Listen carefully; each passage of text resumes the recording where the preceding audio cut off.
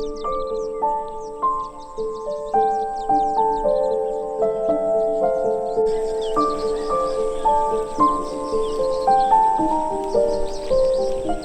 yun mga pamangkin, it's 5:10 or 5 o'clock in the morning. Magpapaharvest na tayo dito sa 9,000 square meters dito. So titingnan natin kung makakailang sako kasi yung isang yung bilas ko ay nagpa-harvest ng 1.3 hectares, umabot ng ng 12 na sako pagka treasure. So maganda tumama. So hopefully tumama tayo guys. So panoorin niyo hanggang dulo kung makakailang sako tayo. Tara guys, magpalipad muna tayo ng drone. Tingnan natin kung gaano karami nag-aani kasi siguro mga nasa almost 60 or 70 yung tao nag-aani ngayon nag-harvest. Doon sa dulo, doon. Kaya tingnan nyo guys. So hopefully tumama tayo. Pa-harvest tayo. Let's go!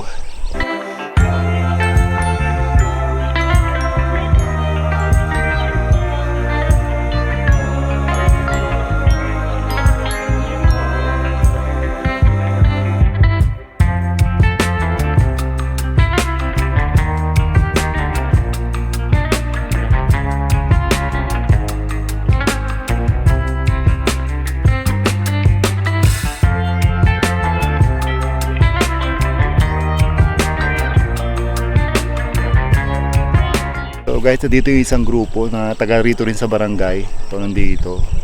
Actually isang grupo lang dumating, nasa 50. Meron din sa kabila hanggang sa dulo. Yan, nasa 3 pitak o 3 pilapil ang inumpisahan. Kasi total to 5 na pilapil or 5 na silong kung tawagin sa Ilocano. So 3 lang muna inuuna kasi medyo kulang yung tao. So mamimitas din ako guys, magbuburas din ako. Tara guys, mitas tayo para sayang din naman yung makukuha ko na hindi nahahatiin sa mga magbipitas. Tara guys, let's go.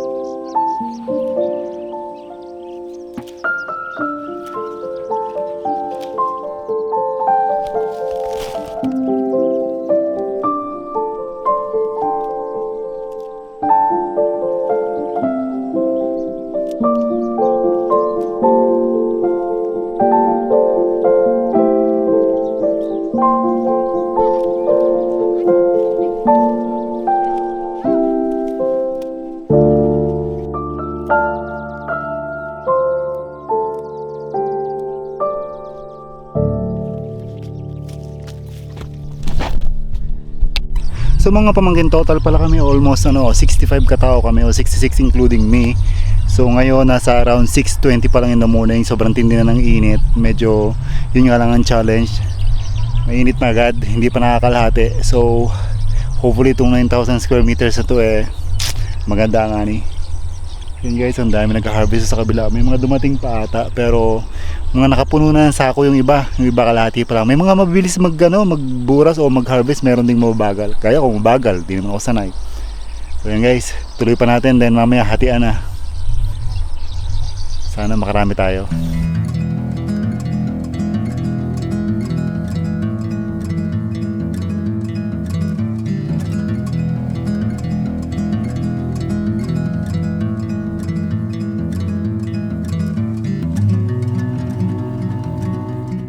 So mga pamangkin, naghanda na tayo ng latag dito, ng banig, and then naghanda na rin tayo ng kiluhan. Yan, dito tayo sa may ilalim ng mangga.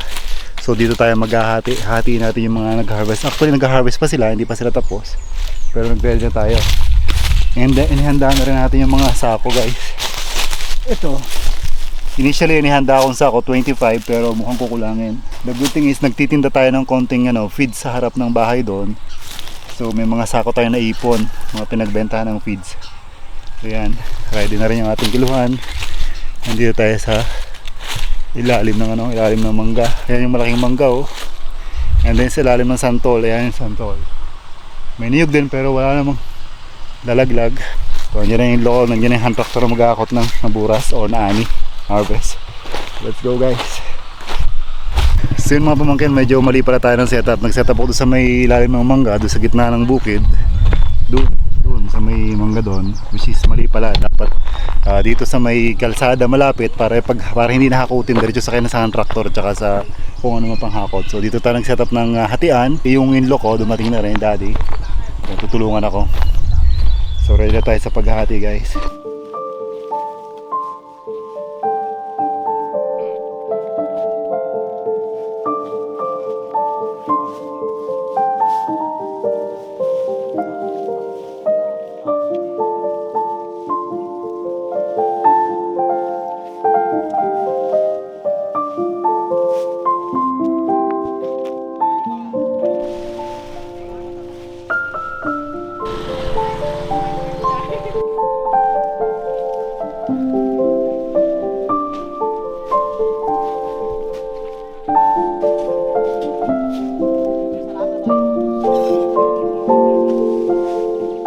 Tayo mga pamangkin magpa-harvest. Bibilad na natin ngayon kahit hanggang 2 PM lang, tapos silikumin papatreasure na mamaya. Ayan. So yun, ang hatian ay medyo naging generous ako sa paghahati. So yung mga naki-harvest, supposed to be sa ikatlo yung kanila. Tapos sa akin yung sa bawat tatlo, dalawa sa akin, isa sa kanila. Dahil sa medyo generous tayo, yung iba ginawa ko ng hati, yung mga tumulong sa paglalagay sa sako kanina, pagkatahi, ginawa kong kalahati na lang sa kanila. And yung ibang mga bata, ginawa ko, for example, 10, ginawa ko na lang sa kanila 4. Or yung iba, for example, pumatak ng 15 kilos ang na-harvest nila, yung iba nilagyan ko ng binigyan ko ng 6.5 or 7 kilos. So more than ikatlo, almost hati na rin. Naging generous na tayo kasi mahirap talaga mag-harvest, ang init. By the way, nandyan, mga nasa 35 na sako yan. Supposed to be mga 40 or mahigit. So yun, binibilad na. And hopefully pagka na-treasure na, maganda yung mga butil para mabigat. So tara, magbilad na tayo. So mga pamangkin, 1 o'clock na ng hapon, likumin na natin yung munggo and treasure na rin later on.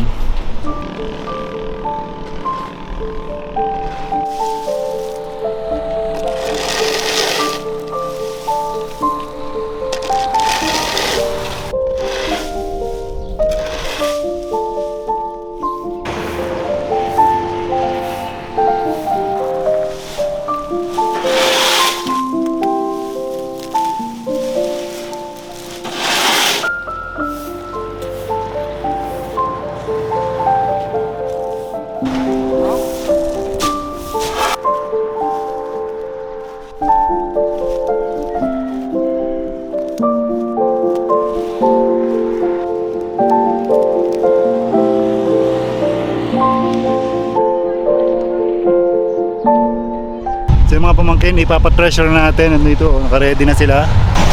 Tingnan natin kung makakailang kilo tayo.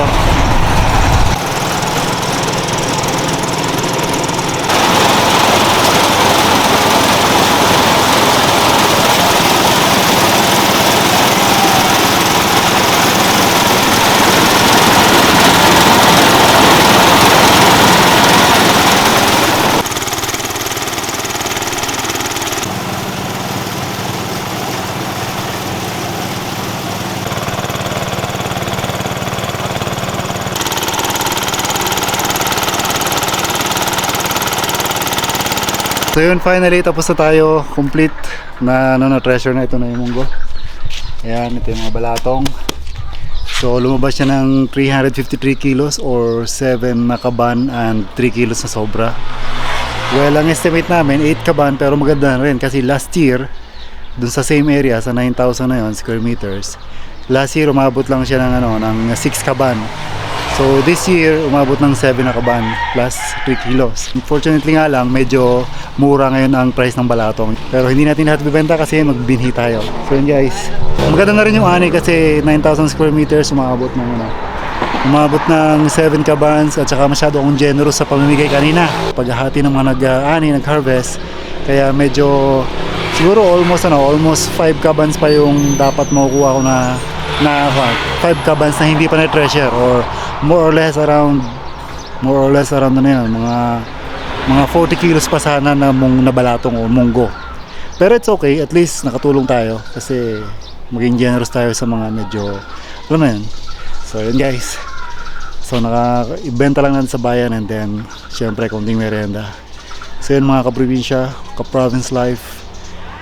Sa probinsya, basta masipag lang tayo, mabubuhay and makakain tayo ng mga fresh. Although limited mga hanap buhay, pero kung masipag talaga, we will have a happy life and good life. So yun lang mga pamangkin, subscribe or follow kayo.